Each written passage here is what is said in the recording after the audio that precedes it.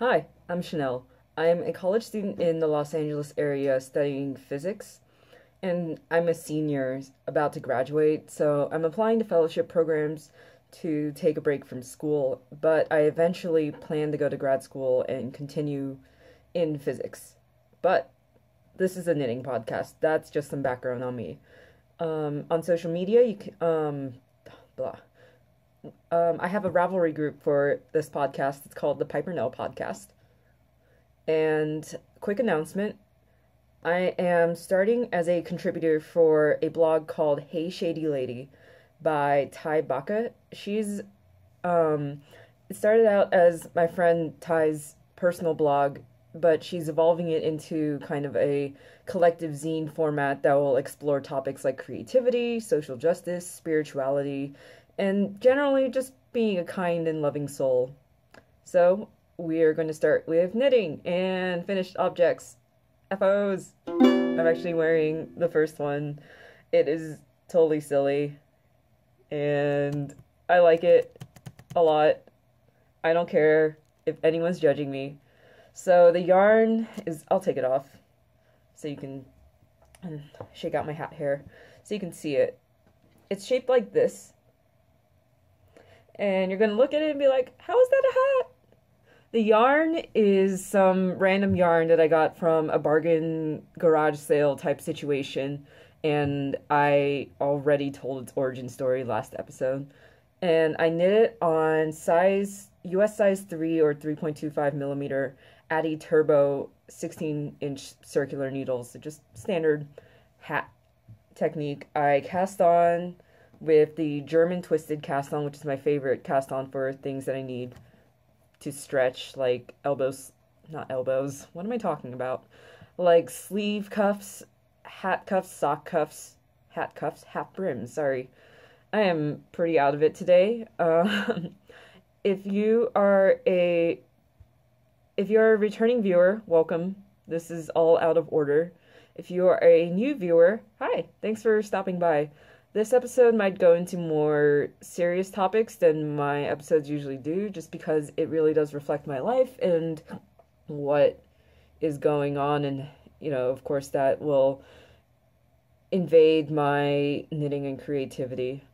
So, more about this hat. The reason why it has such a silly, wonky shape is because after I cast on, and did some 3x1 ribbing, I switched over to stockinette. I was originally planning on making a plain stockinette hat with, I don't know how many, I can't remember how many stitches I cast on.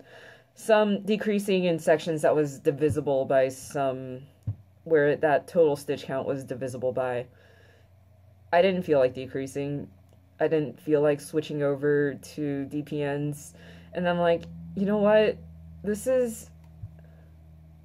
This yarn's already, the colors with the pastel yellow, blues, and greens, it's already kind of out there for me, so might as well just make it even goofier. And what I did was, let me flip it inside out, took all of my stitches, divided them in half, and then did a 3 needle bind off. I think it starts at this end. Did a 3 needle bind off all across the stitches, and it gives me this rectangular shape. And then when I put it on, it makes pointy flaps that I fold down like this, and I think it looks cute.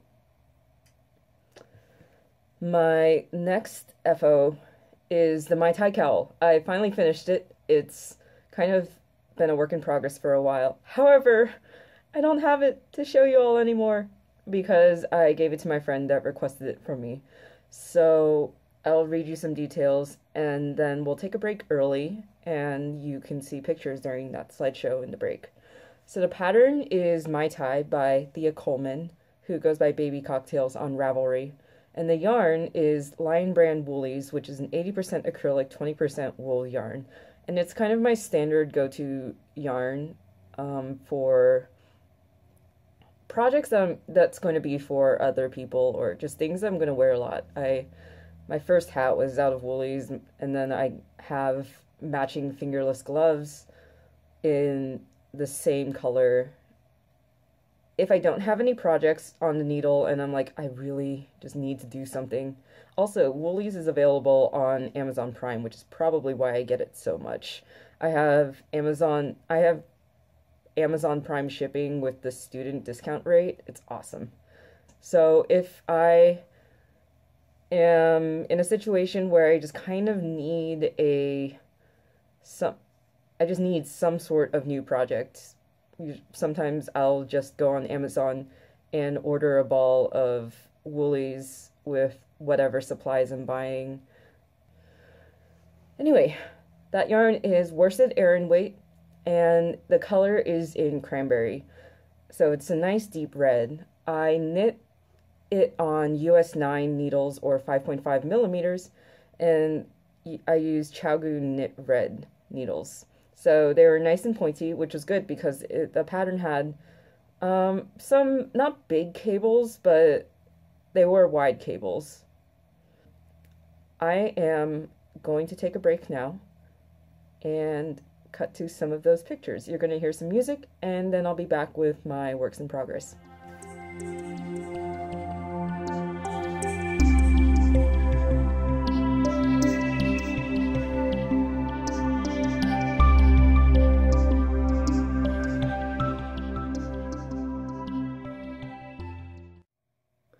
You know what? I'm just going to keep the hat on because it's nice and cozy. Alright, first whip, you've seen a bunch of times. You're probably sick of seeing it, so I'm just going to talk briefly about it, put the rest of the details in the show notes. And it is my self-care shawl, which, as you remember, is made out of really nice purple alpaca yarn. Alpaca yarn. Here's the progress so far. I'm on the last section. Have this, last time I showed it, I was in the middle of this dark purple transition, just simple garter section, did a short edge lacing, and now the last section is a roughly rib section, and there are so many stitches. Ugh. I know I have more stitches on the needle than what the pattern calls for because I did work extra repeats of this first garter body section. So what were the stitch counts for? The pattern has small and medium sizes, and the medium size, when you get to the rib ruffle section, you're supposed to have 500 something stitches. I must have over 600 stitches on the needle. It's huge. Each row now takes me forever. So it's kind of been going slowly since I got to the rib section. But that's the damage on that. Next whip. I started this last time and haven't gotten very far on it either, for different reasons. So this is the project that I'm calling the Mystery Lattice Top. The pattern is the cap sleeve lattice top by Pearl Soho, and the yarn I'm using is one of the 2 yarns I'm planning to incorporate into this project, and this is some mysterious silk yarn that a friend gifted to me. Gave. I don't know. That a friend gave to me, and her request was for me to make a top out of the yarn and keep the leftover yarn. It's pretty nice. This is my first time working with silk yarn. I don't know if it's pure silk. Based on like silk clothes that I've seen and touched, I believe that it was pure silk. Something is annoying about this yarn though. It's a single. Camera's probably not good enough to show that. Nope, it's not focusing. So you'll have to take my word for it. It's a single yarn, and it is S-plied. Not S-plied, S-twist. Is that the term? I'm also a fairly new spinner, so I haven't really learned all of the vocab. Something weird happens when I knit it the normal way. Let me see if I can show this to you. So normally when I'm knitting, kind of this is the general direction of the way I make my stitches, of how I wrap the working yarn around my needle. And so that's counterclockwise. However, in the first couple rows of the project, I noticed that was adding so much twist to the yarn that it was getting to the point where the yarn was plying back on itself, just attached to the ball. And I would end up with really annoying knots just after a few stitches. So what I've started doing is I'm actually wrapping the opposite way when I'm knitting this project. I'll just demonstrate a bit. So I'm on a purl, this is just plain stockinette, and I'm on a purl row right now. But as I said, normally, and this is true of both English style and continental style knitting, unless you're doing anything modified or bringing in like an Eastern European style. Please correct me if I'm wrong on that. And that you normally wrap counterclockwise, and if you wrap clockwise, your stitch is going to end up twisted. So if wrapping counterclockwise introduces twist, then wrapping clockwise would remove twist, and that's what I am doing actually. So yesterday I uploaded a how I knit video, and you can see a more detailed explanation. It's a pretty informal video, but you can see a better explanation of how I knit and purl. And so normally when I purl, I'll go in this direction. That's how I wrap the yarn.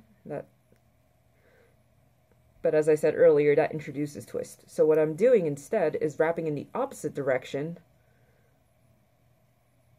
And when I purl, and when I finish the stitch is actually twisted.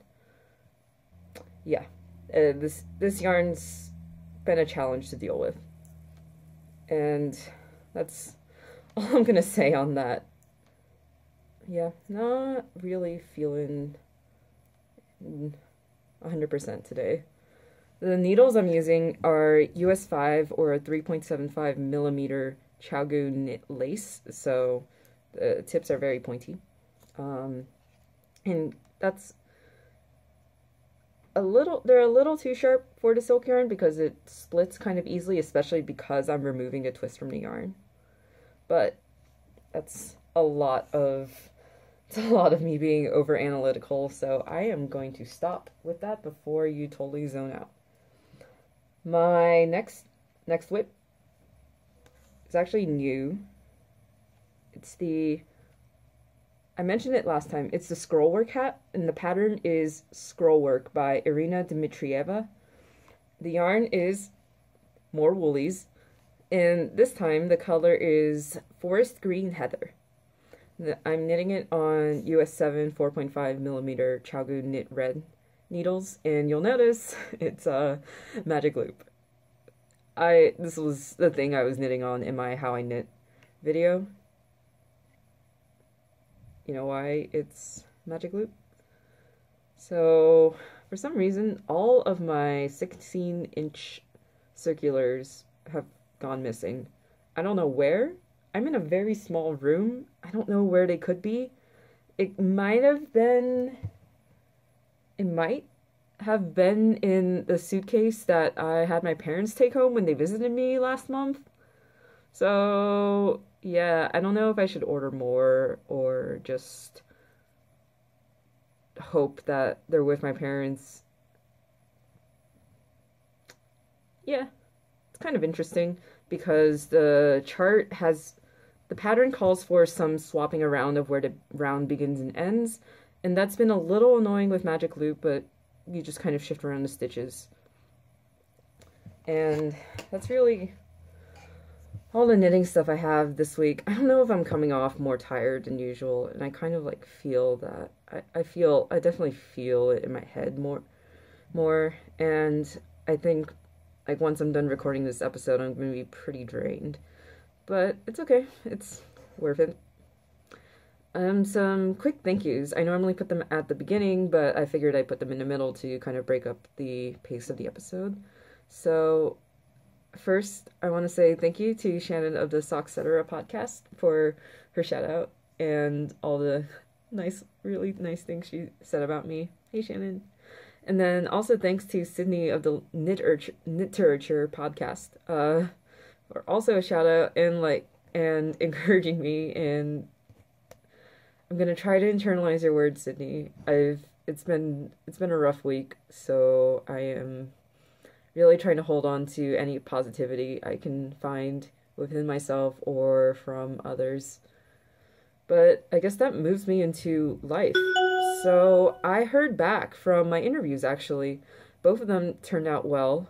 So one of the interviews was with Teach for America, and it was a phone interview, and I got an email. Actually, no, it's kind of annoying.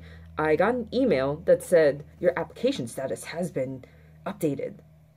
It didn't say anything about what was the content of the update. They're like, you should go to our website and visit the applicant center, and that's where you'll find what the update is. I don't know why they can't just send an email. It's not that hard to just generate that kind of email. Anyway, I'm moving on to an in-person interview, and conveniently, it will be next Friday within walking distance of me. So, my school, Harvey Mudd, is part of a consortium of 5 colleges, and the in-person interviews, they're conducted as a group because they have some interactive exercises that they want all the applicants to do together. It's at Pitzer College, which is, I'm pointing right over there because it is right over there next door to Harvey Mudd. So within walking distance, I don't need to worry about borrowing a car, no nothing. Great.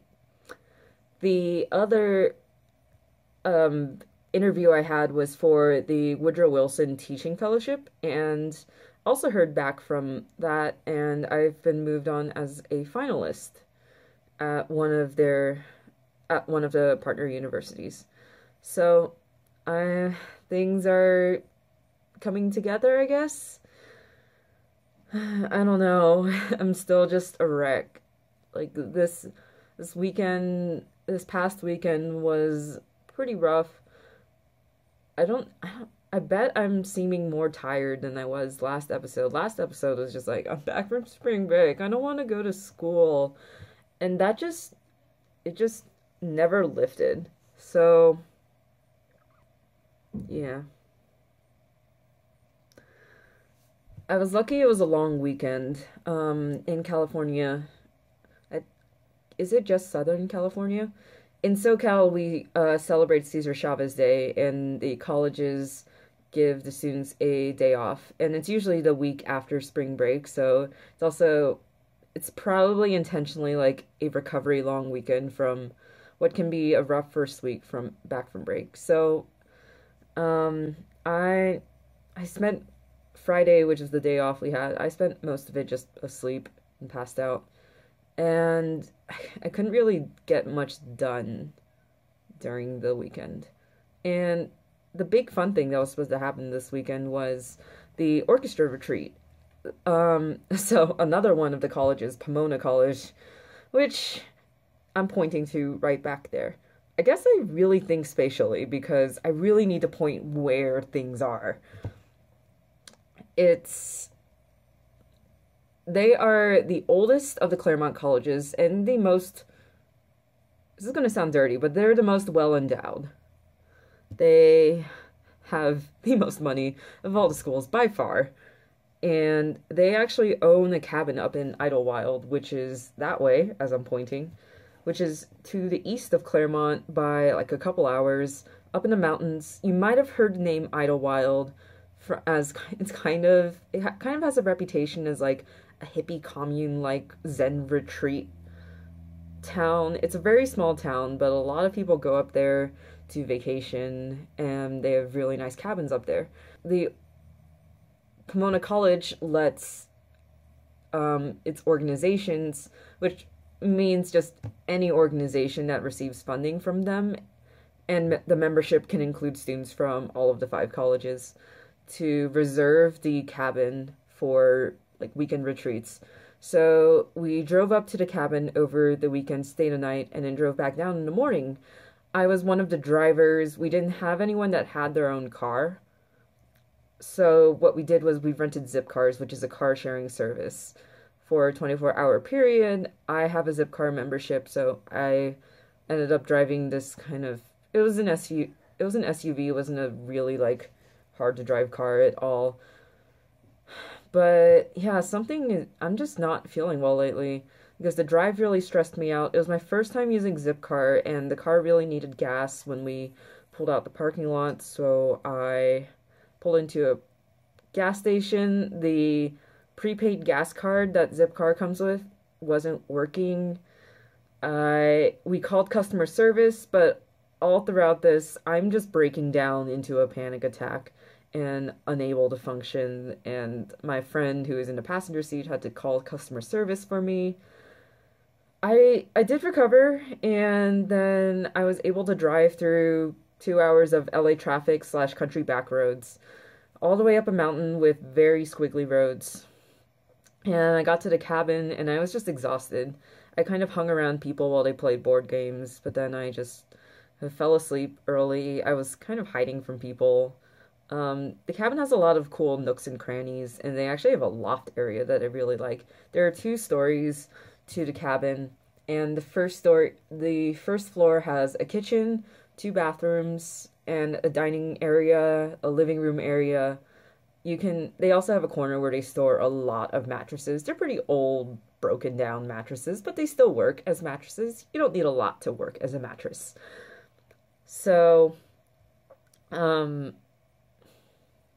then the upstairs it's mostly just for sleeping. They have some beds out in the open hallway area, and then 2 more private bedrooms. And then they have a loft area that's above one of the bedrooms.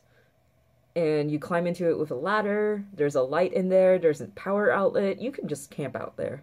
So I hung out there for like half an hour just by myself because I just couldn't be around people. So yeah, I fell asleep for the night. Probably I was the first to fall asleep. People went out stargazing without me after I fell asleep. And in the morning, I woke up, and I was like one of the last people to wake up. I just was really tired. Yeah. The school also gave us food for dinner and breakfast, and then after breakfast, we headed out, and that meant that I had to drive all the way back down the mountain. It was like 20-ish miles of very slow, you're on a steep mountainside, a 1-lane highway. Everyone else driving down was just so much faster. I thought I was driving at a reasonable pace, like topping out at 40 miles an hour, maybe 50 it's faster than I would have liked to drive, but the people behind me just always honked at me and like really pressured me to go faster than I was comfortable with on that road. And it was actually a relief when I got to the shitty LA highway traffic because I was used to that kind of driving. But I get back to campus. I'm on the verge of another panic attack just because we had gotten minorly lost along the way. We just like taken the exit to the wrong highway. And I was trying to hold it back so I could, get everyone back to school safely. And then I'm barely able to, by the time I return the zip car to the parking lot and walking back to my dorm, I am almost unable to walk. I'm just so exhausted. I barely make it to my dorm. I take a shower and I just kind of pass out for the rest of the day. Or I'm conscious, but I'm just lying. I just have to lie down and not really do anything. I couldn't even knit. Knitting was exhausting for me. Yeah, that's my weekend. I had to take that recovery day, and then this week I've just been feeling, pretty depressed. So as you might have picked up, I have an anxiety disorder and depression. And it's really been a big part of my college experience because, it gets in the way of school. It, when things get bad, I withdraw from my friends. I I get into panic attacks about applying to post-graduation stuff.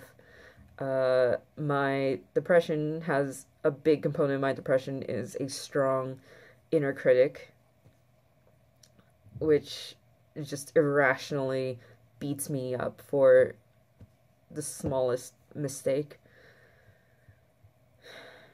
Yeah. I I was diagnosed at informally at the end of my sophomore year by just a school counselor that Harvey Mudd has. And so they said, you know, I had come to their office crying after kind of my first flash of suicidal thoughts. And they said to me, "Hey, Chanel, you might be, have you considered that you have depression?" And I'm like, "No, that can't be a thing." I hold out for a summer and most of that next school year, so my junior year. At the end of my junior year, I had it, I was in a lot of emotional stress, like some personal relationships are going wrong. And I found myself worse off than I was at the end of sophomore year. What did not help me in all of this was the academic environment I'm in. Mudd has a very rigorous curriculum, and the work attitudes at, I would say, of a large part of the student body can be pretty toxic. There's this attitude of, all right, gotta work hard, sacrifice, there's kind of like some baseline sacrifice of your health that's expected, like, I'm just gonna give up a couple hours of sleep to finish this problem set. And that definitely did not help. And I had also taken a ridiculous course load at second semester junior year. And so that was definitely the worst I've ever been. And senior year has really been a lot of teaching myself, self-care, self-maintenance. Well, first there was the recovery and getting on meds. So that was, if that was my low point, I'm a little worried that now I'm relapsing, and the stress that's from worrying about my future, which doesn't have to be, my long-term future. If I just plan out the next couple of years, that would be enough to satisfy the rational part of my mind. But the irrational critic just will continue berating me, and it's a lot of stress. It's a lot of energy sunk into countering that and holding my symptoms at bay. And yeah, that's my life right now. Wow, that got pretty serious. A quick break from that, I'm going to move into what's on my radar. With knitting podcasts, I'm not going to mention, I've been listening to a lot of podcasts, so I'm just going to mention two in particular, with Nathan Taylor from the Sockmatician podcast and Dan Jones, who's half of the Bakery Bears with his wife, Kay Jones. I just found kind of an amusing link between their two episodes, which was Nathan had a guest, his friend Abby, on his episode, and she had brought this yarn that had sparkle in it, and he was like, "Oh, I can't do sparkle," and then Dan was talking with Kay about about lace and how he would never knit something with holes in it, which is a really funny way to put lace. I next time I see someone wearing lace, I'm totally going to go up to them like, "Wow, I really like that top with a lot of holes in it." And they made it very clear that their objections to sparkle and lace were because they were men, and these things are not traditionally masculine. And I kind of wanted to respond to that because I have a pretty, I would say, unisex style. I wear a lot of neutrals. I don't wear things that are overly feminine, or really, I mean, I I own clothes that are both from the men's and women's section, and when I shop, I'll shop the sales sections at both gendered sections of the department store because why not? Bargains should not have genders. I am an equal opportunity bargain shopper. Um, but it does make me think about how sparkle and lace have been socialized to be feminine things for women, for females. And a lot of these things are just, controlled by kind of the general zeitgeist of zeitgeist. Like pink has fluctuated between being a color for boys and a color for girls, but it also makes me wonder how we might try to detach sparkly things and lace from being masculine or feminine. And I'm definitely thinking of some more like subdued lace patterns that I might want to try out once I get some spare time to do more designing. But that's what I've been thinking about with Knitting Podcast. Next thing I want to mention that's on my radar ties back into kind of my theme this week of reflecting on how disability intersects with my craft and creativity and the rest of my life, because these things are all interconnected. And I watched a video by their Ravelry name is It Beautiful, and their real life name is Miriam. They made a video on crocheting with FOP, which is fibrodysplasia ossificans progressiva, a disorder where connective tissue turns to bone and limits their mobility. So they have a very limited range of motion, only their hands and their jaw. And it's a video of them crocheting, and it's just really fascinating to watch, and you really do have to admire their cleverness. They're just, they remain really like perky all throughout the video, and it's just, it's a matter of fact, and it's kind of how I also approach, it's how I approach my anxiety and depression now. Not so much back then when I still had a lot of internalized ableism. I mean, I still do, but a lot of, now I'm very matter of fact, like, I'll just go have a panic attack over there in that corner. I'll come back in a bit. And then next on my radar, something I've been reading is The Sick Woman Theory by Johanna Hedva. And yeah, I'm sorry this is all just stream of consciousness, which is not really a flowing stream, probably like a stream in drought, like all of the streams in Los Angeles and Las Vegas, where I'm from. And The Sick Woman Theory is a piece by Hedva that's about, it arises from her experience with disability. And she has a condition called, I can't pronounce it right now. Endometrio, I'll write it down. It's a condition where her uterine cells spread throughout the body and they will bleed and cause cysts, and this leaves her with chronic pain, severe pain, so much that she is very politically minded, but when she has these flares, they will get in the way of things like going out to a protest. In America right now, a lot of our protests are, Black Lives Matter is a huge political movement, and she talked about on the day of a Black Lives Matter protest, she was in her bed silently raising her fists because she couldn't be out there. One of the key questions in her piece is, how do you throw a brick through the window of a building when you can't even get out of bed? What modes of protest are afforded for the disabled? And I think that's really important because intersectionality also should consider ability. There are there's race, gender, sexuality, all these structures of oppression.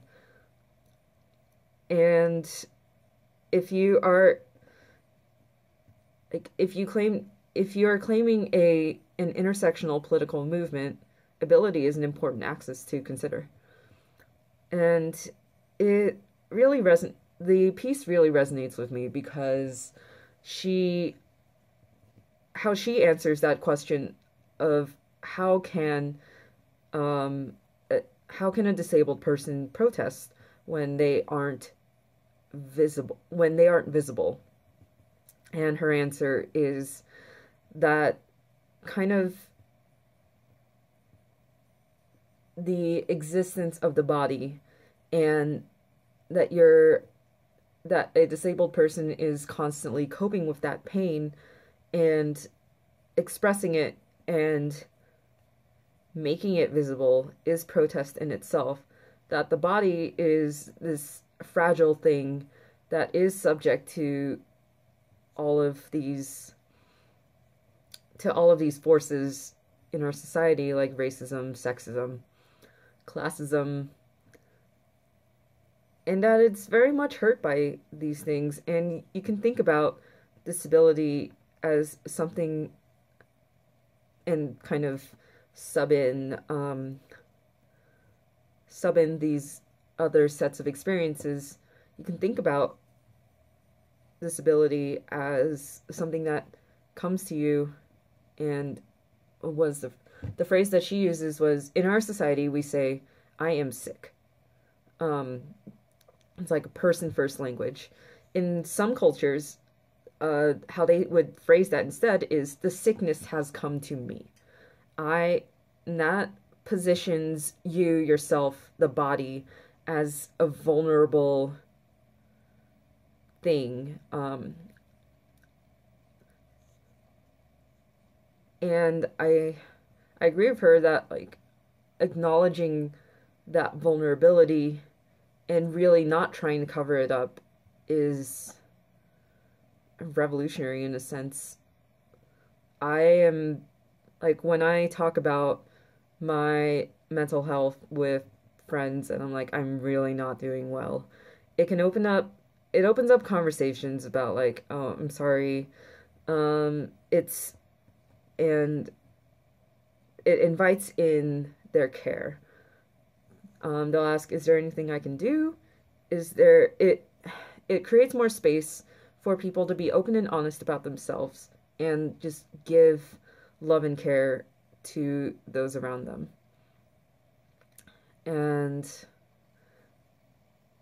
I mean, that in itself is rebellious against mental health dialogues nowadays, where we're kind of just told to suck it up and power through it and think happy thoughts. So it also creates the opportunity for someone to hear that and go, I'm not alone. I exceeded the maximum recording time. So where was I? Okay. When you close off, okay. When you tell people to cover up your struggles, then you're also closing opportunities for them to connect with other people who are in similar situations. And really, collaboration is a powerful force for solving problems. So by covering up problems, you're just letting them continue or even making them worse. Okay, I have rambled long enough on that, and I am now talking about things that maybe I really shouldn't be talking about as a young person with not too much experience in the world. That wraps things up. Thanks for listening and watching. I hope this wasn't too serious of an episode, and if you made it to this point, thank you so much for sticking with me and listening to me. It's really, you're worth every spoon that I give to this podcast. So you can find me on Ravelry and Instagram as Piper Nell, Pipernell.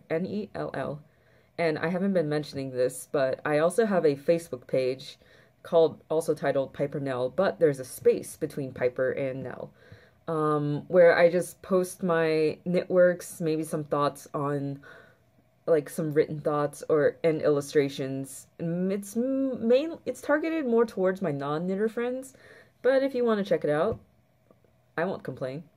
So if you like this video, please give me a thumbs up and subscribe. And of course, join the Ravelry group, which is the Piper Nell podcast. I think I've already said that. Thanks for listening. Best wishes to you for your day. And I hope to see you again in 2 weeks. Bye.